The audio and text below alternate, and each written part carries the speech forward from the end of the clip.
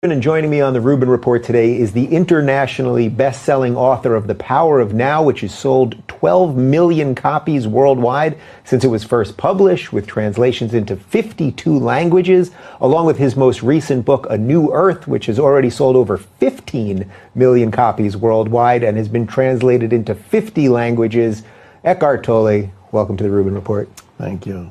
Well, I guess a good way to start for the few people watching that don't know you, can you just tell me a little bit about your background? And until you were 29 years old, spirituality actually wasn't your thing. People are so associative of that with you. But can you just tell a little bit about growing up? Yes, I grew up in Germany out to the age of 15. At 15, I left school. I just couldn't stand it anymore, so I refused to go to school. My parents had gotten a divorce. My dad had moved to Spain. And my mom didn't know what to do with me. I was just hanging around at home, didn't want to go to school anymore. So I was sent to live with my dad in Spain, where I lived for 4 years, up to the age of 19. Without going to school, my dad was always a very unconventional person, and he asked me, do you want to go to school? I said no, and he said, well, then don't. Wow. So what were you doing? I pursued my own interests. I started reading literature, of course, learning Spanish, learning English. I loved languages. I loved reading. I loved literature. At 16, I started working part-time as a translator of restaurant menus. And then I became a tour guide. When I was 17, I became a tour guide for taking people around from cruise ships around the Spanish town where we lived. And then at 19, I moved to England to work. In England, I immediately felt at home. I have to feel some deep connection with England. And I worked in England for 4 years, full time, and became more interested in intellectual things. So I took all the necessary exams that were required to get into university. They're called, well, at the time they were called O-levels and A-levels and so on. So I took those exams. And finally I got a scholarship to get into London University, where I studied modern languages and literature. And so that's the external story. On the inside, I experienced increasingly periods of terrible anxiety and depression, even while I was working and while I was a student. Can you describe what that was to you at the time? It was an inability to stop my mind. My mind was continuously racing along and creating scenarios of where I failed, where I lost even the little that I had. It went a lot into the past too, where I felt ashamed about things that happened in the past. But not only that, there was a deeper existential fear and an existential anguish that's hard to describe. It is a kind of alienation from the world. Alienation is probably the best word, where everything that you come into contact with feels strange and alien. You're disconnected from everything and everybody. And that is something that I believe many people these days suffer from, although it has also existed, it has happened to isolated individuals in the past. If you want to read about that state, I recommend in the Old Testament there is the book of Ecclesiastes, which starts with the famous phrase, as in the old translation, vanity of vanities, all is vanity. But what it really means, if you used a modern term, I would translate it as everything is so effing pointless. What's the point of it all? So to be deeply affected by the seeming meaninglessness of life around you. So I remember when I went into a department store in London or walked along the streets, it seemed so absurd that people were buying all these things and then going out with their shopping bags full of stuff. Everything seemed so absurd and meaningless, almost producing a kind of nausea. And that nausea is actually a novel by Jean-Paul Sartre where he describes that state. So that's exactly how it is. It is described in various places in world literature too. For example, in Anna Karenina, at the end of the book, just before she commits suicide, Tolstoy describes how she sees the world just before she commits suicide, and everything is every human being she sees is despicable and dreadful and total disconnection from the world around her. So that is the existential anguish that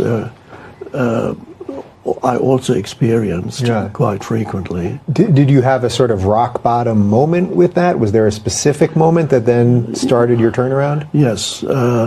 So I would often wake up in the middle of the night in a state of panic or fear and almost feeling breathless. And one night I woke up again around 3 in the morning and my mind was racing along. And then a strange thought came into my mind that said, I can't live with myself any longer. I can't live with myself any longer. And after thinking that thought, there was a kind of a little shift occurred. I was standing back from that thought, so to speak, and I thought, what a strange thought to think, I can't live with myself. Am I one or am I two? Who is that self that I cannot live with, and who am I? So a kind of inner separation occurred, and I felt like of disappearing into a kind of void. And the next morning I woke up, and I felt incredibly peaceful for some reason. I didn't understand why. It took me several years to understand why from that point onward there was always, sometimes in the foreground, sometimes in the background, a sense of inner peace, no matter what my outer circumstances were. But now I can actually explain what happened that night. There was a disidentification in my consciousness from the stream of compulsive and incessant thinking that most people have absolutely no control over.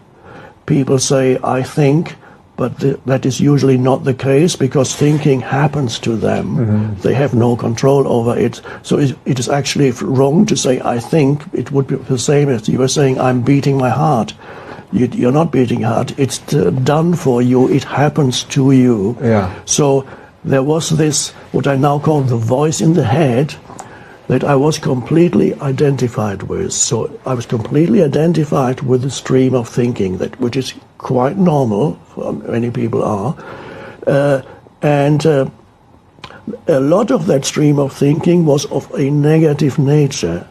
So I did not experience the reality around me except through the veil of negative self-talk, the mental veil of negative labeling and interpretations. And my whole, what I consider to be my life, I hadn't realized until I disidentified, what I took to be my life was a narrative in my mind. And it consisted of certain things from the past that I identified with, things that had happened to me. It was a bundle of thoughts that recurred continuously that gave me my sense of self, and it was an unhappy sense of self. It was a narrative-based sense of self. And that night, I stood back from this narrative, which is fueled by continuous thinking. I stood back and I realized for the first time a dimension of consciousness within myself that was deeper, one could also say higher, depends how you want to look at it, deeper than thinking. Now this dimension of consciousness that's deeper than thinking, I now call it awareness, or I sometimes call it presence. And that exists in every human being, but most humans are not aware of it at all. They don't know that there is a deeper dimension of consciousness in them. And that dimension transcends thinking. You experience it when the mind becomes still for a moment. This is what people want to achieve, for example, when they meditate. Mm-hmm. It can also happen to you when you're engaged in a dangerous activity like mountain climbing. Then you cannot be involved in thinking. You have to, conceptual thinking stops, but you do not lose consciousness. Mm-hmm. So the important thing is there is a state of consciousness possible in humans where you are fully conscious without the activity of conceptual thinking. That's also the essence, for example, of Zen, and I would suggest that it's actually the essence of all spirituality, is to find that state of consciousness in yourself where you can be alert and aware, but there's no conceptualization in your mind. It doesn't mean it stays like that for a long time. You then go back into thinking. But if you're able to access that dimension in yourself, you are no longer possessed by your thinking mind. You are no longer used by your thinking mind. You are actually able to use your mind instead of being used by your mind. As long as you're used by your mind, all your mental activity is a reflection of the conditioning that has happened to you. Mm-hmm. So you take on the conditioning on a personal level, from school, parental background, and so on, that conditions the way that you think. Then you have the collective conditioning around you. You take on the conditioning of the culture that you inhabit, that's around you. If you watch the media every day, then you take on those viewpoints and you think they are your thoughts. Mm-hmm. They are not your thoughts. Mm-hmm. You take these thoughts on from the outside, and they become part of your identity. So identity is a key word, because identity, everybody is extremely interested in finding their identity. Mm-hmm.